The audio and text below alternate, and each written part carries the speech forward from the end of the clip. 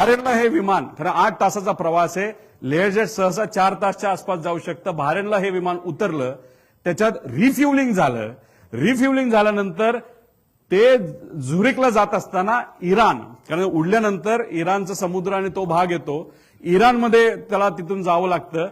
इराणच्या देशाने म्हणजे आता इराण आता वॉरमध्ये तुम्हाला माहितीये की त्या विमानाला जवळ जाऊन आम्हाला जे कळालेलं आहे कदाचित दुसरे फायटर जेट सुद्धा तिथं आले होते आणि त्यांनी सांगितलं होतं तुम्ही जर आत्ताच्या आत्ता नाही वळला तर तुमचं विमान आम्ही पाडू. हे इराणच्या एअर डिफेन्सनी त्या ठिकाणी सांगितलं होतं. त्याच्यात कोण बसलं होतं? एकनाथ शिंदे साहेब बसले होते. मग इराणवरनं ते इराकच्या साईडला गेलं, इराकनी सुद्धा हेच केलं. मग आता याच्यामध्ये दोन गोष्टी आहेत. मग अजितदादांच्या बाबतीत जे घडलं ते भारतात घडलं, महाराष्ट्रात घडलं, ते बारामतीत घडलं.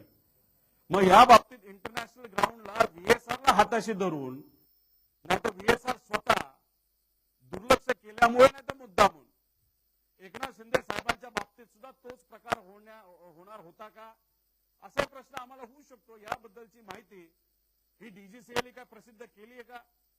एकनाथ शिंदे साहेब या बाबतीत स्पष्टपणे सांगू शकतात. पण जी माहिती आमच्यापर्यंत आलेली आहे ती आमच्यापर्यंत आलेली आहे. परत ते विमान बहारेनला आणलं गेलं आणि बहारेनला आल्यानंतर सगळ्या परमिशन तिथे घेतल्या आणि मग झुरिकला तिथे गेलं.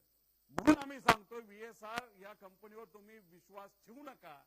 कधी काय होईल, कधी काय केलं जाईल हे कोणाला सांगता येत नाही. आणि मग एकनाथ शिंदे साहेबांच्या बाबतीत सुद्धा हे घडलं असं आम्हाला कळलंय.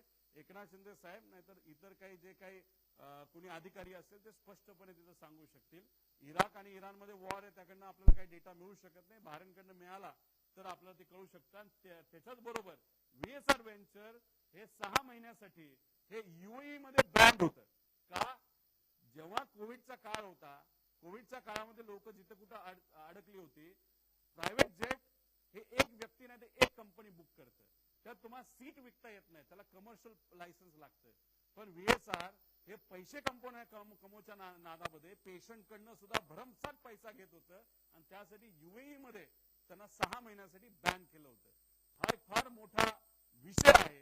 व्हीआयपी, ते सुद्धा महाराष्ट्राचे व्हीआयपी मुख्यमंत्री होते एकनाथ शिंदे साहेब, त्यांच्या बाबतीत सुद्धा व्हीएसआरली असंच हलगर्जीपणा नाहीतर मुद्दा